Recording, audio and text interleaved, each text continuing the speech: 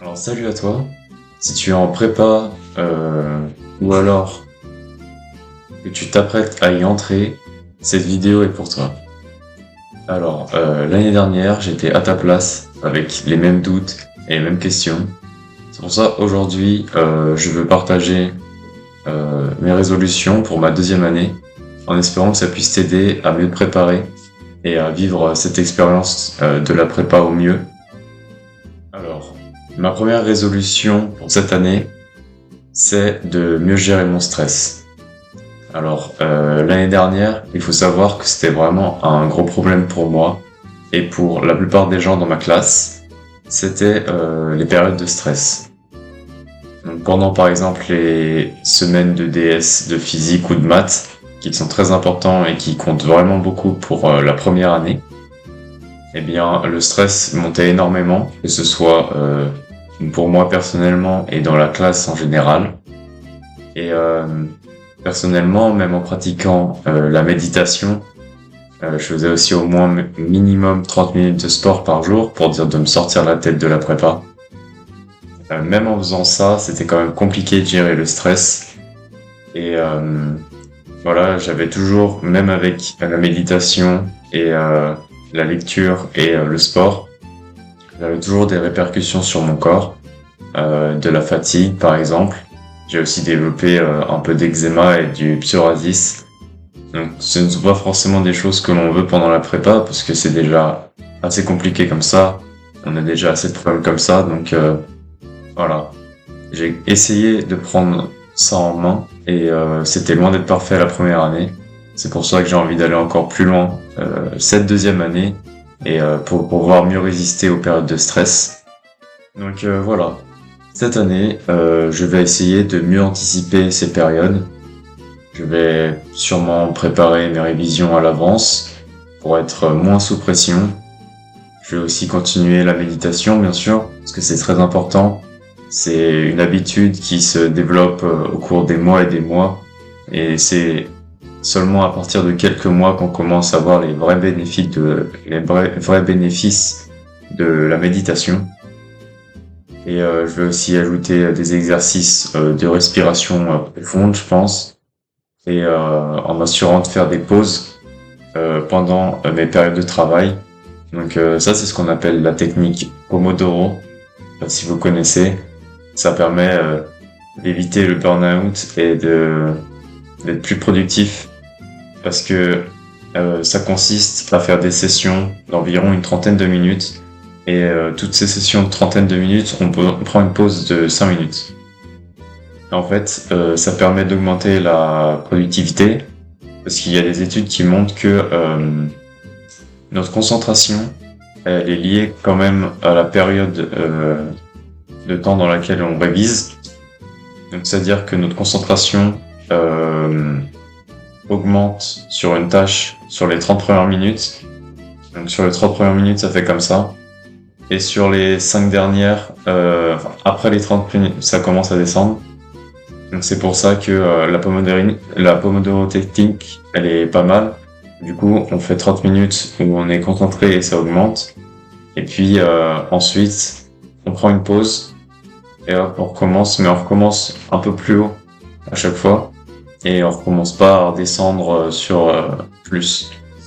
Donc voilà. Et ça permet aussi d'éviter le burn-out parce qu'on prend des pauses entre nos révisions. Enfin, je vais essayer vraiment de garder un équilibre entre travail et repos, mais sur le long terme. C'est-à-dire que je vais avoir, je sais pas, là par exemple, ça va être vraiment 6 mois très intenses, je le sais. Et voilà, même, je pense que je vais faire des journées à peu près de 12 heures comme l'année dernière. Et vraiment faire quelque chose. Je vais organiser ma journée pour faire en sorte de pouvoir faire mon sport et ma méditation et tout ce que je veux faire à côté. Et en même temps avoir des bons résultats. C'est aussi la règle du 80-20, c'est-à-dire que 80% de tes résultats sont donnés par 20% de ton travail. Donc c'est vraiment trouver ces 20% de travail qui vont donner 80% des résultats. Et je pense que je vais vraiment me concentrer là-dessus. Mais oui, lors de la première année, je me suis vraiment rendu compte que si je m'accorde pas forcément beaucoup de moments pour souffler, alors le stress ça va être vraiment énorme et je vais être vraiment fatigué et je vais avoir des répercussions directes sur mon corps et c'est pas du tout productif et c'est pas quelque chose qu'on veut en prépa. Alors, pour ma deuxième résolution, c'est de me détacher complètement des distractions et surtout celles qui sont liées à mon téléphone, parce que c'est vraiment un fléau en prépa. C'est vraiment la chose qui peut te faire tomber directement. L'année dernière, j'ai essayé de m'en détacher et honnêtement, c'était un vrai défi, mais j'ai partiellement réussi, on va dire, à me détacher de mon téléphone. Alors, je vais expliquer ce que je veux dire par partiellement réussi. C'est qu'il y avait des jours où j'étais vraiment très fier de moi, avec environ 20 minutes de téléphone, et encore c'était des choses vraiment pas importantes. C'était des fois j'allais voir mon emploi du temps et des trucs comme ça, donc c'était vraiment... J'avais éliminé toutes ces distractions ces jours-là, mais il y a d'autres jours où ça explosait complètement. Alors, les jours enfin, par exemple les vendredis avant les vacances ou les jeudis, vendredis avant les vacances, c'était vraiment, ça explosait, j'en pouvais plus. Et là, c'était vraiment la décadence. Donc, ça m'a montré que même si je progressais dans ce domaine-là, j'étais encore trop attaché à mon téléphone. Et comme c'est un fléau et c'est quelque chose qu'il faut vraiment éviter, alors cette année, je vais faire les choses vraiment différemment. Donc, ce que j'avais fait, c'était que j'avais comment ça s'appelle? J'avais des limites sur mon téléphone. J'avais littéralement tout limité. Et le problème avec ces limitations, c'est que on peut facilement les enlever. Alors les jours où on est motivé et on peut passer que 20 minutes sur son téléphone parce qu'on a les limites qui nous enlèvent littéralement de notre téléphone. Mais les jours où on est vraiment pas motivé, on peut juste enlever les limites et ça c'est vraiment un problème. Donc je vais éviter cette année de mettre des limites pour voir d'abord, enfin je vais expérimenter, je vais voir si ça marche.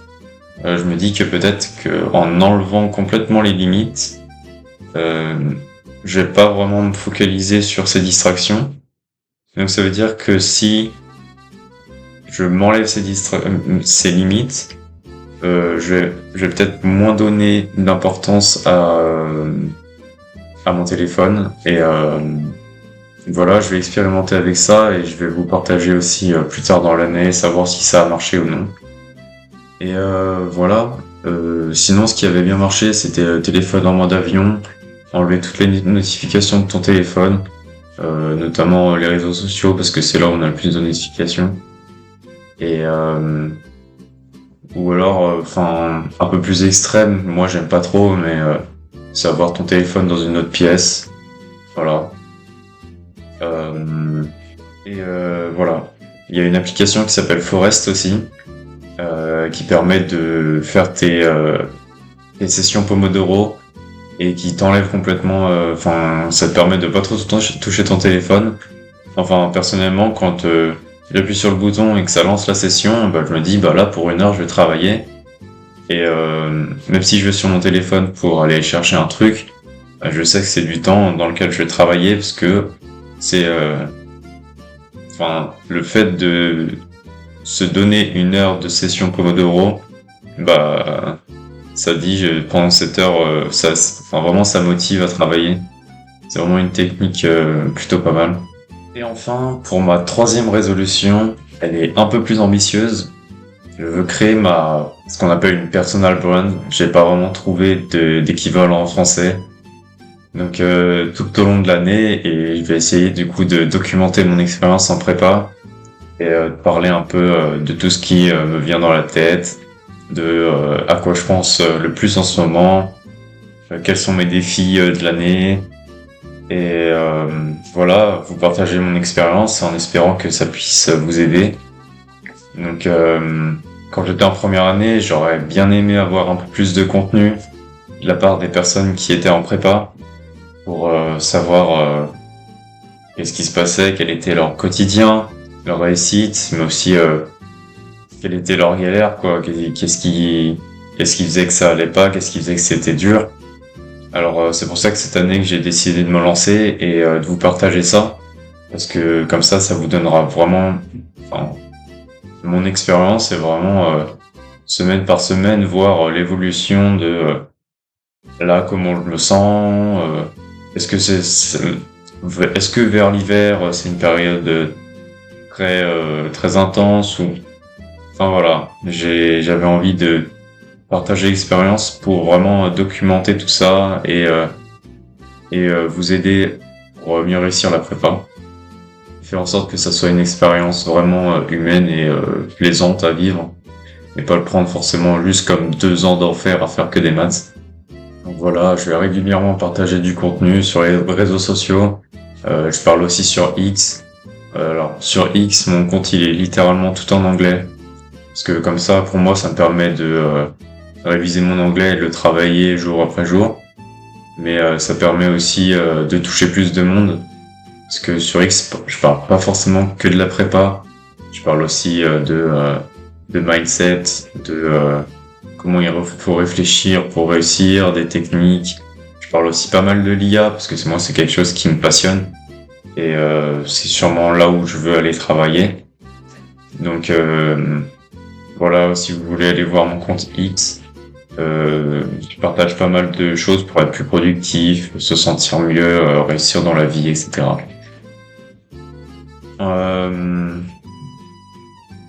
Donc l'idée, ouais, c'est vraiment de montrer la réalité de cette expérience de la prépa, tout en construisant vraiment quelque chose qui me ressemble vraiment.